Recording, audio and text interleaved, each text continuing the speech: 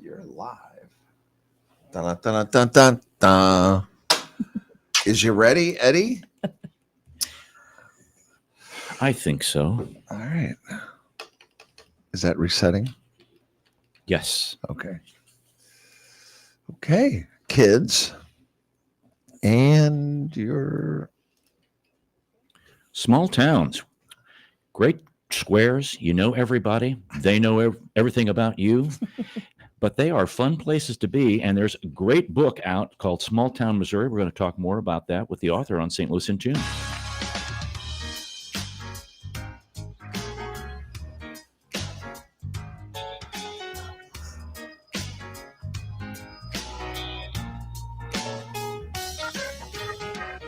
Welcome to St. Louis in Tune, and thank you for joining us for fresh perspectives on issues and events with experts, community leaders, and everyday people who make a difference in shaping our society and world. I'm Arnold Stricker, along with co-host Mark Langston. Greetings to you, Mark. Greetings to you, Arnold. Good to see you. It's good to be seen. Oh, there we go. Here we go. We're on the roll. No matter where you go, there you are. Okay.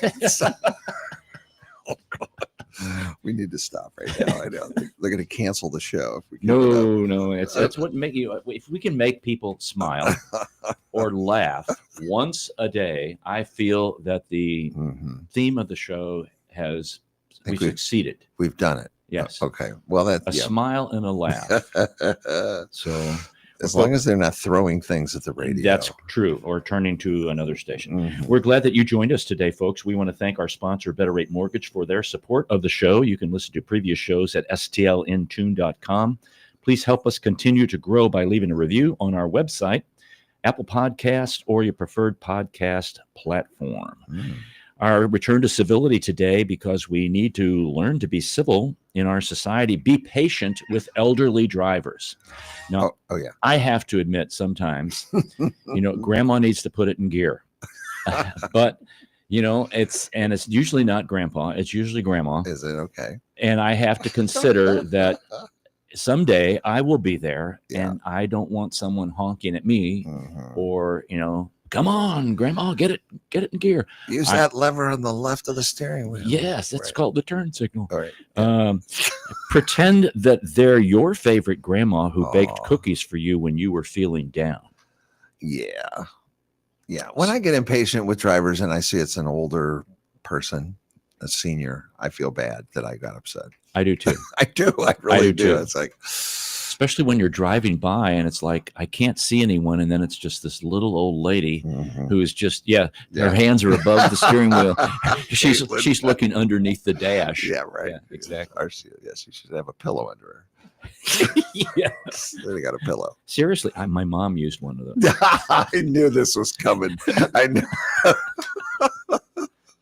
So if you are, and the seat was all the way up. Yeah, you get in the car. It's like, I know. How do you? I can't even get in here. So be patient with elderly drivers, folks. That's our return to civility. Okay. Our guest is Caitlin Yeager. She's a lifelong Missourian, which is very unusual. I thought you and I are lifelong Missourians too. Yes, we are. I guess we are. She is program director for the Missouri Humanities Council, and previously she was program manager for the Heritage Missouri Civil War Heritage Foundation.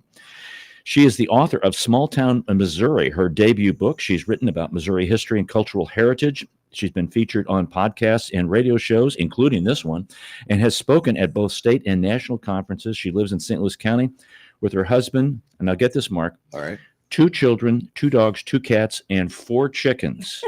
Why 4 chickens? Why not 2 chickens? You got 2, 2, 2, 2. Not enough eggs. Welcome to St. Louis in Tune, Caitlin. Thank you. Why Small Town Missouri book? Why do we need a Small Town Missouri book?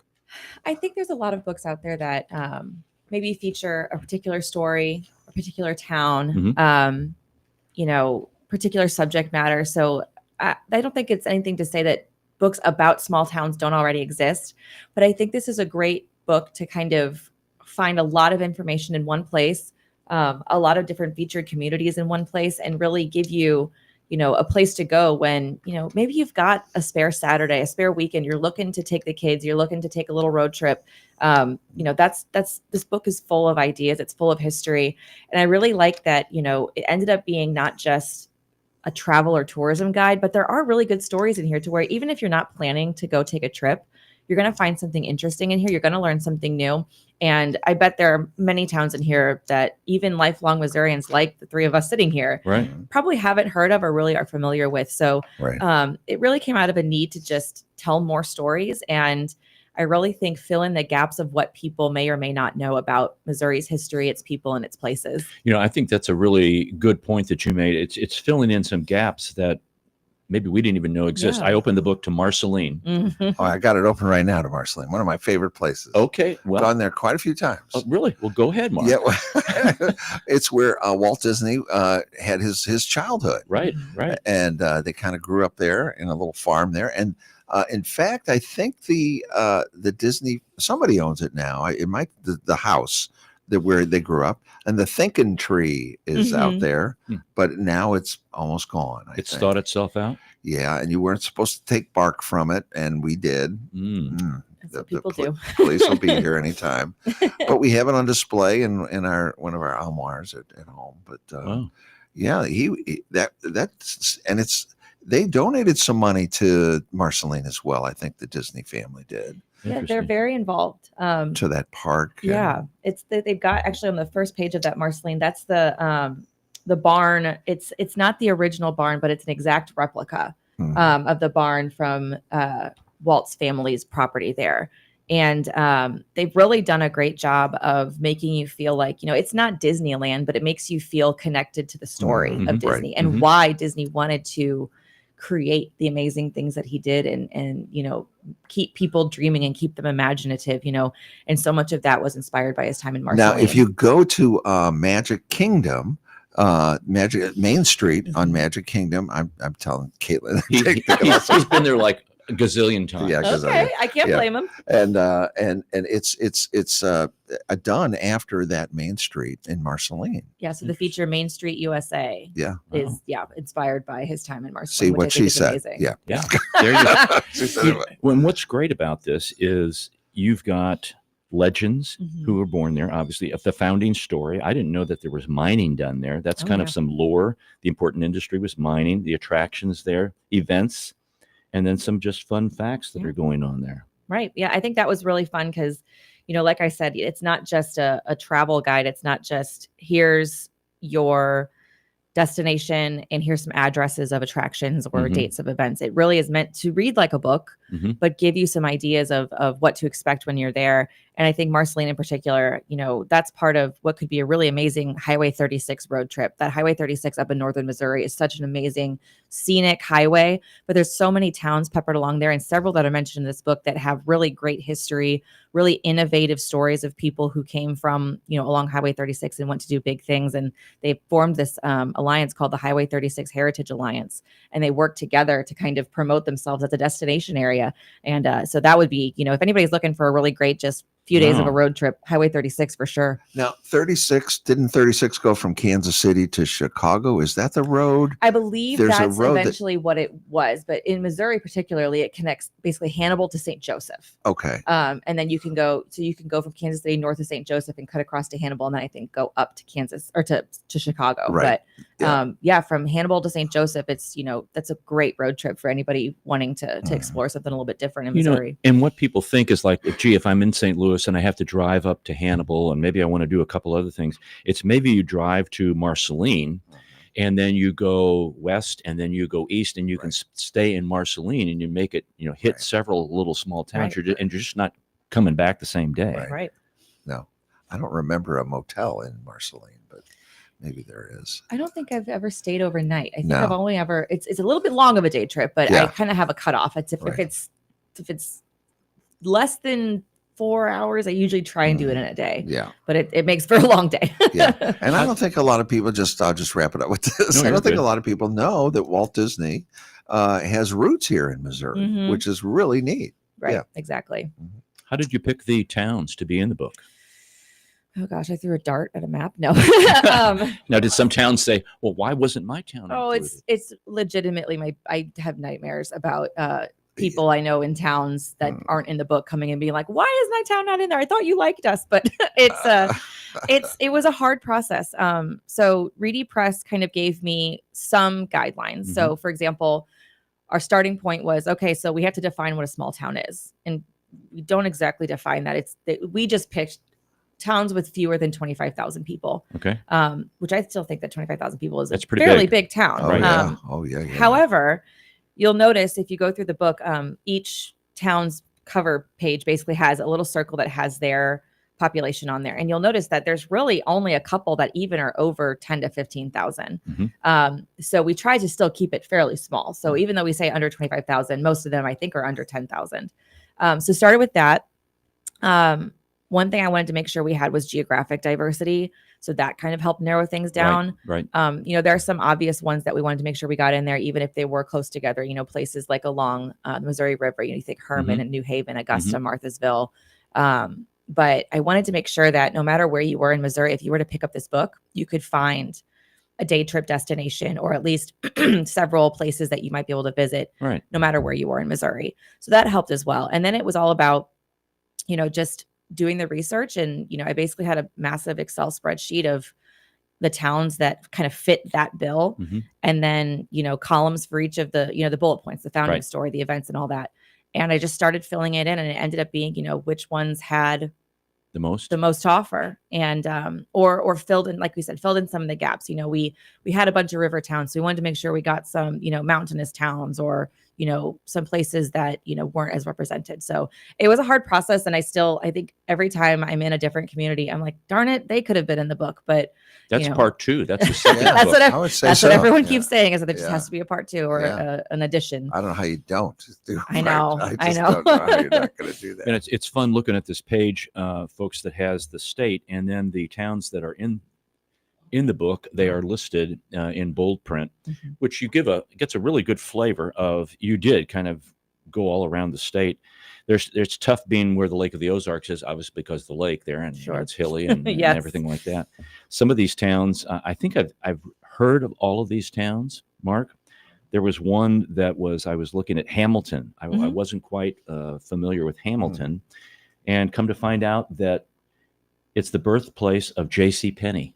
The J.C. Penney. Get out of here. Okay. That's the kind of stuff, folks, that you find in these. It's a town of 1,690 people. There was the Penny's Quilt Shop there. Wow.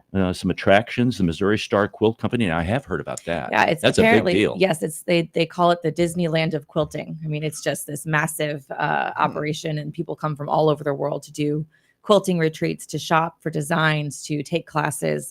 Hamilton is a huge destination if you're a quilter. The world's largest spool of thread is located there. Because of course. Now you're talking. So that's the kind of things that you will find here, and the founding stories too. Those are really interesting. The founding father, Alexander Hamilton and Joseph Hamilton. That's who it's reportedly named for. Lots of little stories like that too. Those are the things that often get lost.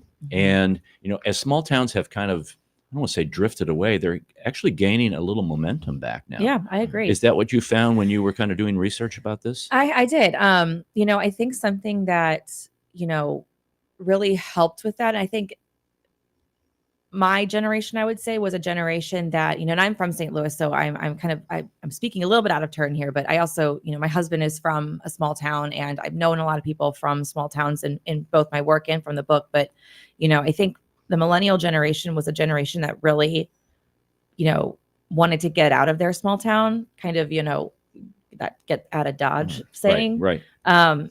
But as they started their careers and started families, what we've seen in a lot of these communities is them realizing that, oh my gosh, no, I want to raise my family. I want to invest my time and my money and, my efforts into my hometown where that raised me, that's my community. Those are my people. This is my place. And, I have that same sentiment. I'm from a big city like St. Louis. And, I think that that's a sentiment that a lot of people can relate to, no matter how big your hometown is, that, you think that you're over it, that there's nothing special about it. You want to see what else is out there. And often when you see what else is out there, a lot of people want to they've seen it and they want to come back. Yeah. So I think that that's really helped, a lot of people, in their 30s and 40s are coming back and establishing businesses in their small towns to reinvest in their communities.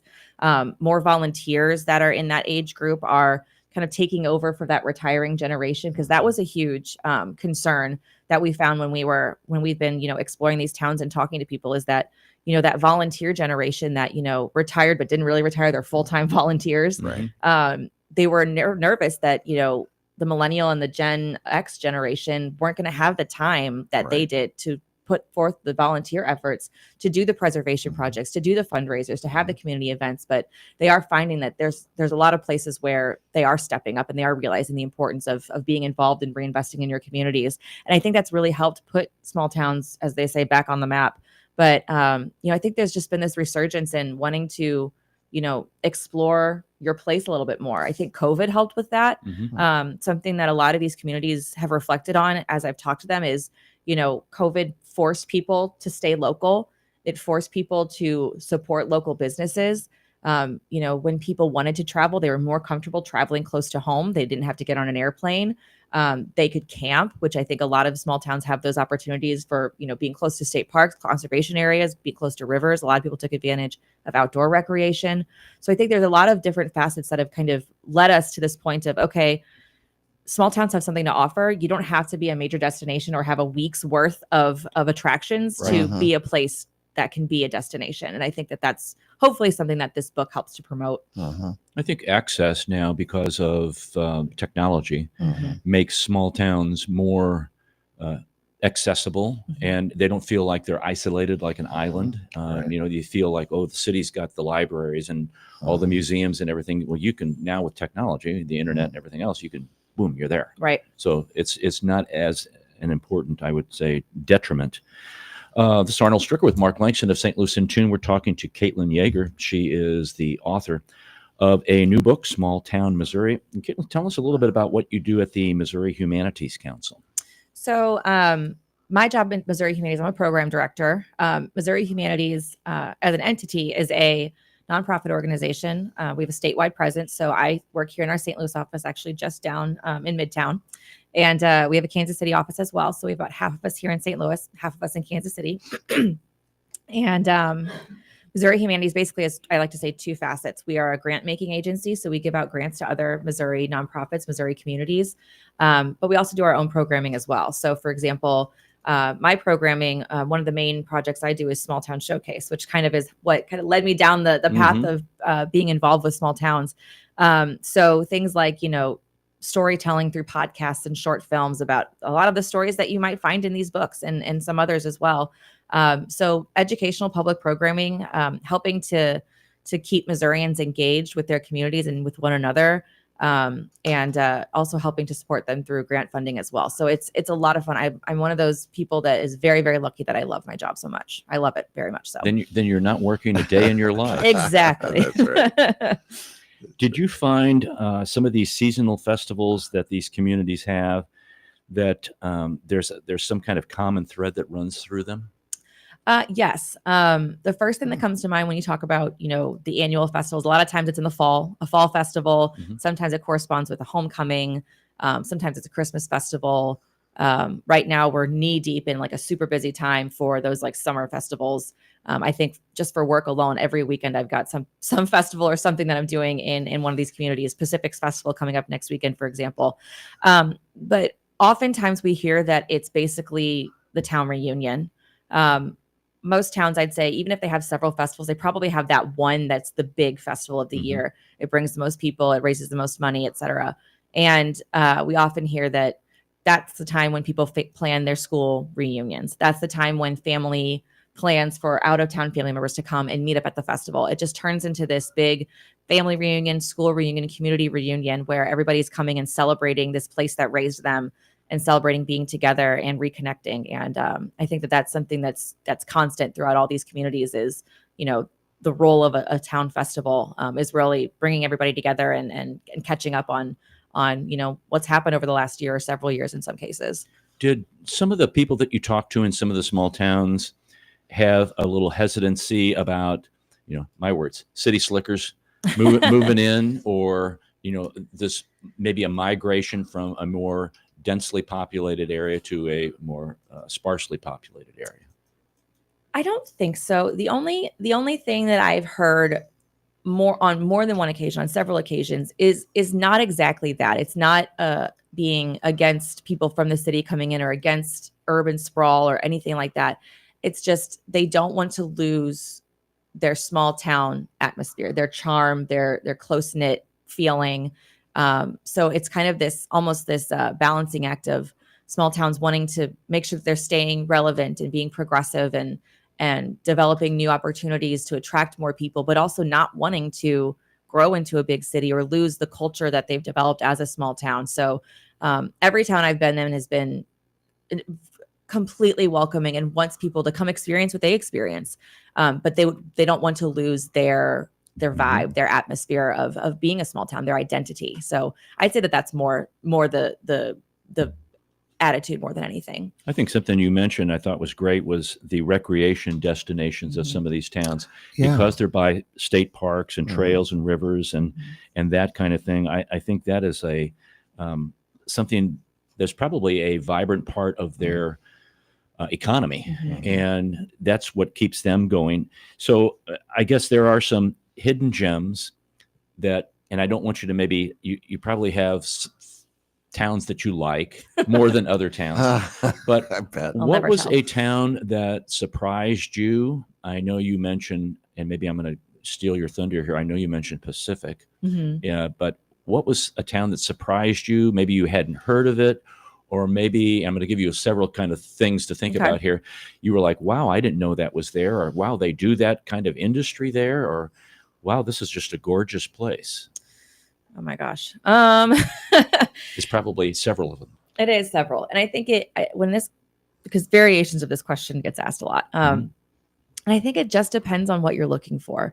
I think for me, I kind of grew up knowing St. James, the town of St. James, because of what? St. James Winery, right? Like everybody else, seeing the bottles of wine in the grocery store and, seeing it along Highway 44. But St. James is a beautiful town with a really rich history. Actually, that whole area, if you talk about St. James and Cuba and Steelville, it's beautiful. They've got the rivers out there, beautiful. Merrimack Spring Park has some of the most crystal clear spring water I've ever seen. So I think, people often think of a place like St. James as, oh, you go there to go to the winery. But I think when you get off of 44 and actually go into the town, there's a really great burger place called Rich's Famous Burgers. Absolutely amazing. Now you're talking. Go down. Are they smash burgers? Or they're smash burgers. Okay. Yeah. Got to check it out. Yes, absolutely. I'm going. And then, you go into Merrimack Spring Park and you spend the day and it's beautiful and you get some nature and trout fishing. And, you can go to the neighboring communities like Steelville. It's, the floating capital of Missouri. It's got the great Huzzah River Resort down there, tons of other outdoor recreation. Cuba's got really great history too, all the murals downtown. So I think that area of Missouri, which tends to kind of be that pass-through area along Highway 44, I hope this book entices people to just pop off the highway for a few minutes and just explore just a little bit. So I think that area of Missouri was one that, you kind of know that there's stuff there, but you got to dig a little bit deeper and go beyond what the obvious destination is. They have a national cemetery there also. Yeah, that's right. They also have You're a wealth of information. Well, we're driving back and forth. Why do you need me? You see these things. Isn't there a vacuum museum there too? A So, vacuum. It's Vacuum somewhere cleaners? down there. I don't want to misspeak. I don't know. I've heard of it. There's been a billboard. I don't know if it's still open, Okay. but it existed at some point. It might still exist. So apologies to the Vacuum Museum if you're listening. That I Right. don't mean to misspeak, but look it up because it did exist at one point and it may still exist. But yes, Right. a vacuum museum. And that's another way to get to the Lake of the Ozarks is to get off at the St. James exit and go up the back way. Yeah. Yeah. That's one of our favorite ways. Why did you not? It doesn't look like any of the lakes, Truman Lake, Lake Ozark, some of the cities around there, down in Branson, around there. You didn't feature any of those cities. Was there a reason for that? Not a really purposeful reason. Uh-huh. I think when I think of Lake Ozark, I think it's people kind of know it. Mhm. And yes, there's a lot of little communities around there that want people to know that their identity is more than just the lake. But Right. I really wanted to make sure that I got off the beaten path Gotcha. and told stories that were a little bit more unexpected. I think when you think of Missouri, I think people do tend to think St. Louis, Kansas City, Mizzou, Yeah. and the Lake of the Ozarks. So I Right. was trying to, get off of the obvious. Right. Yeah. I get it. Yeah. I That get makes sense. Yeah, This sure is a great book, and the pictures in here are stunning. Mm. Love it. You've got some presentation and book signings coming up. I You do. just completed a boatload. You're going to be in Pacific, Missouri, June the 21st, and that's not going to be at the Visitor Center. Correct. So that was a very recent change. They're actually doing, I'm going to make sure I get this title right. It's the first time they're doing this festival. It's a long title. The Route 66 Barbecue Battle and Blues Festival. Love So we're it. just going to put it all together. Route Yeah. 66 Barbecue and Blues all in one festival. It's the first time they're doing it. They're doing it out at Liberty Field in Pacific. And instead of doing a signing and selling event at the Visitor Center, I'll have a little booth there next to their information center. So if anybody's come down to Pacific, I mean, that's a great town. I mean, you mentioned Pacific, but it's 25 minutes away. Like, Right, you've got right. no reason to not go. Like, come on down to Pacific this weekend. But then, yes, after that, we've got next week, I'll be doing an actual, presentation, informational presentation, signing and selling event at Kirkwood Public Library next Thursday. So That's June the 26th from 7 to 8 p.m. And then Saturday, July the 19th from 11 a.m. to 3 p.m. in Perryville at the Read the Room bookstore, and some future ones at the Arnold Public Library in September. Mhm. And where can people get information about these book signings and presentations if they'd like? So I try to keep I have an official author Facebook page now because I realized I just got to separate it. But so my Instagram and Facebook are at Caitlin Yeager author. Look at the book for the correct spelling of both of those names because they are both very commonly misspelled names, but at Caitlin Yeager author. So I try to keep those pretty up to date with upcoming events. But as far as the book itself, Reedy Press does a great job of keeping that updated. So readypress.com, and you can buy it. Honestly, I think it's kind of everywhere at this point. It's pretty amazing, but you can buy it at Barnes and Noble, Target, Amazon. A lot of local bookstores here in St. Louis have it. So Even local grocery stores. yes, the Schnucks on Arsenal down the street there. Yeah. A friend sent a picture. Yeah. Yeah. And what did you call it? It's a bookazine? Sure, we'll call it a bookazine because it's a book, bookazine. but it's kind of a cross between a book and a magazine. Yeah, actually. but it's better than a magazine. Thank But you. yeah. Not quite a book, but better than a magazine. Yeah, I love it though. bookazine, I yeah. do like it. It's Yeah. great. Yeah. Caitlin, thanks for coming in today. No, thank We you for really having me. This is appreciate it. fun. Yeah. We will post that information on the podcast page, folks, so you can check that out. It's at Caitlin Yeager author, and that's CaitlinYager author. You all know how to spell author, I hope. Yeah. So this is Arnold Stricker with Mark Langston. We will be right back. Don't go away.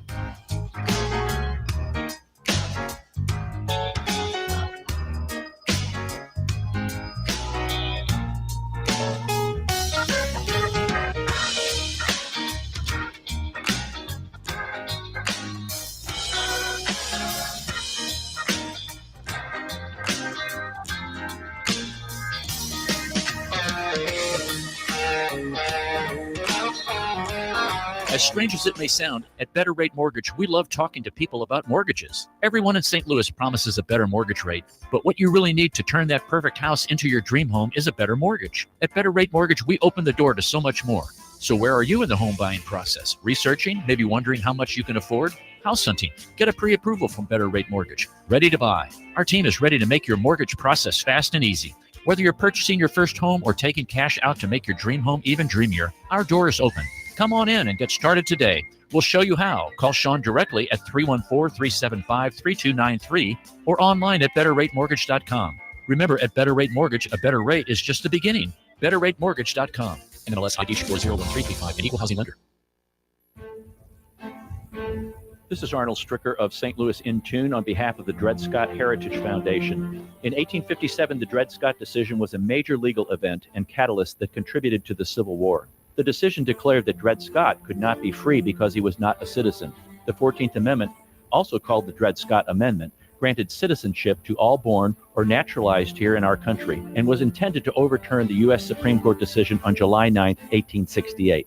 The Dred Scott Heritage Foundation is requesting a commemorative stamp to be issued from the U.S. Postal Service to recognize and remember the heritage of this amendment by issuing a stamp with the likeness of the man Dred Scott. But we need your support and the support of thousands of people who would like to see this happen. To achieve this goal, we ask you to download, sign, and share the one-page petition with others. To find the petition, please go to dredscottlives.org and click on the Dred Scott Petition Drive on the right side of the page. On behalf of the Dred Scott Heritage Foundation, this has been Arnold Stricker of St. Louis in Tune. The United States has a strong tradition of welcoming newcomers and refugees. The Welcome Corps is a new service opportunity for Americans inspired to welcome those seeking freedom and safety and in turn help strengthen their own communities. Welcome Corps is a public-private partnership that is inspired by what Americans represent to so many around the world, a beacon of hope and refuge. All it takes is a helping hand. Are you ready to learn more? Contact the International Institute of St. Louis at info@iistl.org or call 314-773-9090. That's info@iistl.org or call 314-773-9090.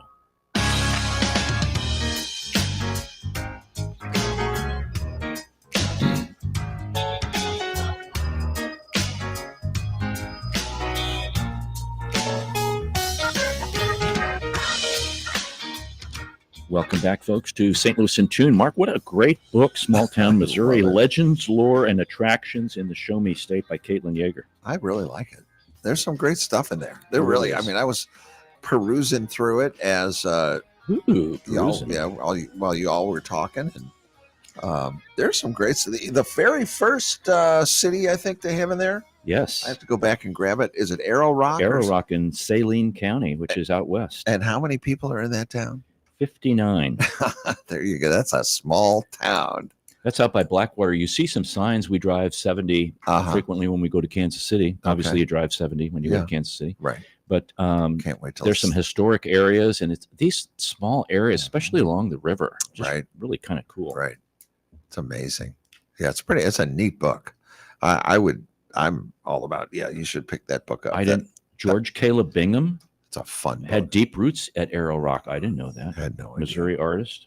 Oh, I'll be darned. The oldest continuously operating restaurant west of the Mississippi. In Arrow Rock? Yes, the Okay. J. Houston Tavern. Who knew that? Who knew that? See, if you're going to go to Arrow Rock, you'd want to go to that tavern Yes. and have something there. I wonder if they. You'd want to know all about this. I would want to know all about that. Wow. I'd want to see how they did it. Very cool. For those who were watching on YouTube and Facebook Live, there Mhm. it is right there. Yeah, small town Missouri. This is the, what'd you call it? Bookazine? Bookazine. You've invented a new A word. Mark. bookazine. Yep, bookazine. But it's kind of magazine-ish, Yeah. but it's thicker and it's built better. It's something that you could take in the car Mhm. and it's not going to take up a lot of room. No. And Pop it in a backpack. it seems like most of the cities have got just like 1 or 2 pages. It's not Right, it's right. not a big hard read. Right. You know, there's a couple that have 3 or 4 pages, but that's about the max. I think is like 4 pages for one of the cities in there. Yep. I'd love to see one with, St. Louis County is weird as far as in many ways, but one way is I think we're one of there's maybe 2, I think, communities that have all these small towns that are cities. They're not cities, they're towns, they're cities Mhm. that make up St. Louis County. I think there's like 92, it varies, Yeah, the 92 municipalities. municipalities. And I would love to see something that kind of talks about each one of those municipalities. Before they all go away Yeah. into Like, one big county again. well, when I was mayor, we tried to combine 3 communities. We looked at doing Richmond Heights, Mhm. Maplewood, and we talked about Clayton, Mhm. and we had a name for it, Claywood Heights. Ooh, Mhm. that's cool. And it was not going well. The people of each one of those cities have their own identities, Right. and the police department that each city, little municipality has, it means a lot to the people in that city. See, that's the issue because in the city of St. Louis, there's lots of different neighborhoods. Right. And if you can kind of compare Mhm. that the county has these municipalities and they're their own form of government, they have their own generally police and fire Right. departments. Right. But in the city, there's their neighborhoods, Mhm. but there's one police, there's one fire. They never show up. I Yeah. didn't say that. Or they do, but it's not I like was thinking it 3 hours away. I called No, you. but that's true. You try to do some combination, but somebody's going to lose a job, Uh-huh. And they all have their. I'm going to pick on the fire department here, which they're Right. very thankful for the fire department. Don't get me wrong, All right. but you have to have this battalion chief and then some other chief, and how big is the place? Well, I'll get letters about this, but we looked at putting together a fire department, which was a cooperative, Right, instead of a district. right, Because the city, the municipality, honestly, and I'm not saying anything bad about districts, because heaven forbid, but the districts, they have like a 3-person board or something, right. and so the city has no real input into what's going on with that. So that was something that we worked on trying, and I think it's consolidation of services. What we found in our research is a city of 30 to 35,000 people is what works best for trash, for so we talked about Economy of scale. yeah, exactly, Arnold. And so we talked about combining like the parks departments, the street departments, Right. make it the central corridor street department, and Right. and then we all chip in, and whoever has like Richmond Heights has a great garage, or Maplewood has a great garage. They have, so you could combine these services. You don't care who fills up your the holes in the street, do As you? long as it gets filled up. That's right. But you can do it and do it cheaper. But the real rub was that police department and the fire department. Mhm. People really appreciate that a whole lot, And we talked about, we'd have like one chief that would be over 3 or 4 different communities. Mhm. And that was, there's a lot of politics there. But I have to say, there were some firefighters, chiefs, that said, no, that for the greater good of these communities, I will step aside and you can have one chief. That's good, because a lot of times it's based upon salaries Uh-huh. or your pension, Oh, well, or how yeah. much they're contributing into Mhm. all of those different kinds Well, of each, things. let's just say $150,000 for a chief. I think some of them are more than that. But, every mile you've got another chief. Right. And that's another 100. So you could save so much money Right. as and you could still give good services as well. But people in St. Louis County enjoy, and I'm not saying there's anything wrong with it, they enjoy their small town being Maplewood, Richmond Heights, whatever, Ferguson. And in some small burgs, there's one police car Right. and Right. Right. a town council. Right. Now I am happy because a group of the mayors got together and we tried to do this. I'm not happy with the way St. Louis County did this. I can't believe I'm going down this road. But the North County Police Cooperative, Mhm. it's good. But what St. Louis County decided they wanted to do a tax, a law enforcement tax, and it was done wrong. And who's going to vote against that tax? Right. St. Louis County still takes the lion's share of that money. Now, when the mayors when I was a mayor and we got together, we wanted to do, St. Louis County did not do a law enforcement tax. We called it a public service tax. You can do a fire tax. We levied a fire tax to pay for our fire trucks and stuff like that. But the law enforcement tax, St. Louis County takes way too much of that money. And we, as mayors, wanted to do a law enforcement tax for St. Louis and then contribute a lion's share of that money to North St. Louis County and to areas that could not do good policing, because that was the problem. They didn't have the Walmarts. They didn't have that tax revenue coming into their city.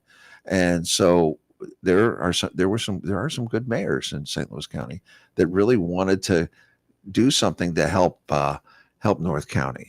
And the cooperative is a great step in that direction, but I don't think they're getting enough money from Sam Page's idea of maybe it wasn't Sam Page. I think it was the guy before him. Guy who went to jail. Yeah. But you don't want to, and it was really hard because I was like, I want to come out against this, that it's the idea is fantastic, but the way they structured it was wrong. But who is going to want to vote against a police department? Right. But that was I'm telling you, St. Louis County Police, and they do a fantastic job, don't get me wrong, and they need funding as well. But I even did their, I'm sorry, I'll try to wrap it up. I even did their calculation, how they calculate where the money goes based on on your population. Mhm. Well, if you go to the unincorporated part of St. Louis County and you look at that population, they have gotten twice as much as that calculation says. So I was like, oh man. Well, people- what's interesting, you're talking about an unincorporated area in St. Louis County. You're talking Wildwood, right. out in Baldwin, And some they- of those areas. And they need that money too. Right. And I don't think anyone wanted, it's just St. Louis County is a little greedy with that particular tax that we're paying. Maybe that's one reason they have some financial issues right now. That's why I always wanted to run for the county councilor, just to fix those kind of things. Mhm. It's like, what's wrong with you people? Come on. Quit trying to pull one over on the public. It just drives me crazy. No, I get And that. I'm getting too old to run for. Anyway, You're never too old to run. but those are and I'm very proud of the mayors that wanted to try to help North St. Louis County. You have to look beyond your own community to those, as you were stating, to those that don't have some of the things that bring revenue in, right, and to, my words, level the playing field a little Mhm. bit. right. I know Chesterfield's really upset about that. A lot of their money goes out of Chesterfield, but that's part of, if you've been given much is required of Right, you. right. So And there was we knew of one or two policemen that had issues, and they would roll from department to department about the time that Mhm. their I don't know, their 90 days was up when right. they moved to another department, and that they knew about it up there. They just needed police though, Right. And they couldn't afford police. So you That's why get what you take. that's why the North Or County take what you get. Cooperative is good. Is Yes. they're able to pay anyway. It is. Okay, we're still going on. Well, Mark, some mental floss here. it's something to break up. It's this our new seriousness. Yeah. portion of the show. Here are some bizarre items that were sold by Sears in 1902. Okay, now you ready for this? Oh no, but go ahead. There was Dr. Rose's French arsenic complexion wafers. These poisonous wafers were advertised as being, quote unquote, simply magical for the complexion, their most striking effects being brought about by their steady use. So they were guaranteed to improve even the coarsest and most repulsive skin and complexion, especially if you're in the lurid pallor of death. Then there's the toilet mask. You can get this at Sears. At first glance, a toilet mask doesn't sound so bad, but this mask doesn't use soothing cucumber extracts. It's an acid-cured rubber mask coated with healing agents meant to eradicate freckles, liver spots, and other facial blemishes. So why would you need microdermabrasion when you can just use trace amounts of acid? Oh my, that's So let's see. Spirits of turpentine. This elixir was ingested to kill intestinal parasites and hopefully not the human host. Mhm. So turpentine has been used, obviously, to clean things, Mhm. clean paint off of things, but it still has some modern medicinal uses, but usually in chest rubs like Vicks, for example, and not drinkable medicines. Then there was the kerosene emulsion. Used as an insecticide on crops and animals, this product promises to kill, quote, plant lice, red spiders, scales, and mealybugs, unquote, among other pests. Then you could also buy a castrating knife, which was used for veterinary purposes. And it came with your choice of 1, 2, or 3 blades of varying sizes to meet all of your gelding needs. No, thank you. You could buy a Heidelberg electric belt. I remember seeing these in comic books. an In the electric back of belt. comic books, they always had these ads for these things like the X-ray glasses. Oh yeah. And Did you ever get those? I never did. No. I don't think they ever worked. No. And they also had the electric belt. This is suffering from, I'm going to read from the article, suffering from nervous disease, infertility, a weakness peculiar to men, then this electric belt may be for you. In cases of sexual weakness, a cure is certain. This belt promises the best, most reliable, most harmless, yet powerful, cheapest cure possible. Just shock yourself back to health. Okay, we'll do that.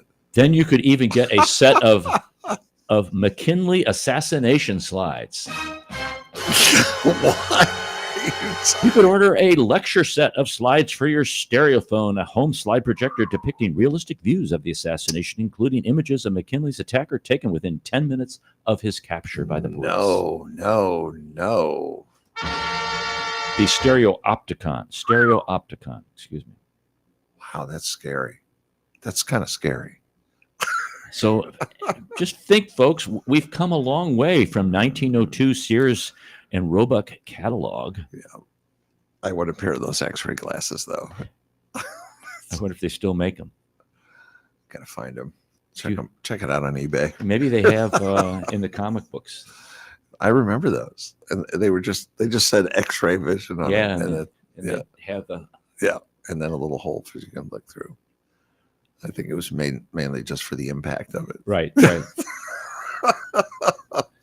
Well, Mark, do you have any days of the day? I got a couple if you want to hear them. I don't. It's National Eat Your Vegetables Day for crying out Ooh. loud. Yeah, Do you eat your vegetables? I don't. I do. I love vegetables. Clean Your Kitchen Vents Day. There's a good one for you. Oh, yeah. I know. Let's see. Oh, a Global Garbage Man Day. Mm-hmm. How long do you? Gosh, what do you do without? I've lost everything now. Global Garbage Man Day. Mm-hmm. That's right. You should Picking up the garbage. Well, gosh knows what would happen without that. You know. Oh my gosh, it'd be a stinking place. Nurses Assistant Day. That's a good one. That is a good one. Let's see. There. Hold on. I'm sorry. There's not a whole lot to. I'm happy to report. There's not as many as I thought there would be today. Nope. I think that's about what I got. Let's see. National Mascot Day. Oh yeah, today is National Mascot Day. Did you know that? National Mascot Yeah, Day. like Fredberg. Yes. It's his day today. And apparently Fredberg won the baseball Did he? mascot competition? or Did he? something? Yes, I believe that. We are very blessed to have him in our midst. He's fantastic. And I think I'm sorry, I'm having computer problems here. It's just not cooperating with me this morning.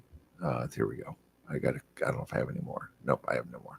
All right. Well, I have some humor that I've been saving. Good. It's about time. Remember the show, folks. It's about helping people smile and laugh. So you've been to the doctor sometimes, and they make you wait in the waiting room. Mm-hmm. Yeah. So the doctor said to me this morning, "I'd like to talk to you about your weight." And I said, "Well, it was 25 minutes, but at least the chairs were comfy." And he was talking about the weight of the individual. I like your answer better. Did you know that the gender neutral term for sugar daddy is glucose guardian? Oh, you are so bad. So I was told that after a vasectomy, I wouldn't have kids anymore. Imagine my shock when I went home and they were still there. Oh my God. That's bad. That's very bad. 2 weeks ago, I told kids at school to write an essay titled, "If I Were a Millionaire." Well, everyone was writing except a girl who leaned back with her arms folded. "What's the matter?" I asked. "Why aren't you writing?" "I'm waiting for my secretary," she replied. I scored her 10 out of 10.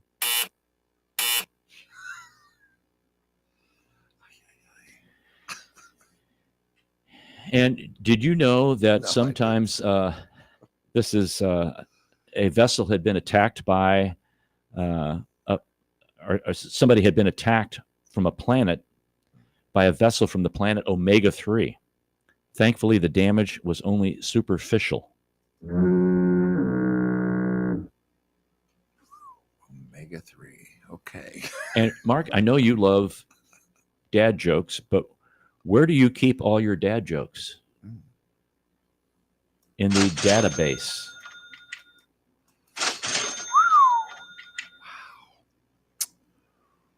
Wow. Now, these you are some. hear why the duck was arrested? Because he was selling quack. Okay. Sorry. I don't know where that came from. Here's some euphemisms and diphemisms. Mm-hmm. Euphemisms are, they describe something that's unpleasant, Mm-hmm. and diphemisms do the opposite, making neutral or positive things sound worse. So passed away instead of dead, pre-owned instead of used. Let's see. Chronologically gifted instead of old. Past gas instead of, the F word. Correctional officer instead of prison guard. Downsizing instead of layoffs. So here's the other one. The opposite would be croaked instead of died. Kicked the bucket instead of passed away. Freak show instead of unusual performance or talent. Toilet instead of restroom or bathroom. Okay. Wow. I don't like these. Cattle class instead of economy seating. Cattle class? Okay, I never heard that one. How about old hag instead of elderly woman? Okay. Very, very interesting there. Wow. Okay. Some rough stuff there. And I guess we will leave you folks with this fact of the day. Uh-oh. Even if a bear is wearing shoes and socks, he will still have bare feet. Ooh. Oh, I like that one. That's all for this hour. Thanks for listening. If you've enjoyed this episode, you can listen to additional shows at stlntune.com. Consider leaving a review on our website, Apple Podcasts, Podchaser, or your preferred podcast platform. Your feedback helps us reach more listeners and continue to grow. Thank you to Bob Berthasell for our theme music, our sponsor, Better Rate Mortgage, our guest, Caitlin Yeager, and co-host Mark Langston. And we thank you, folks, for being a part of our community of curious minds. St. Louis in Tune is a production of Motif Media Group and the U.S. Radio Network. Remember to keep seeking, keep learning, walk worthy, and let your light shine. For St. Louis in Tune, I'm Arnold Stricker.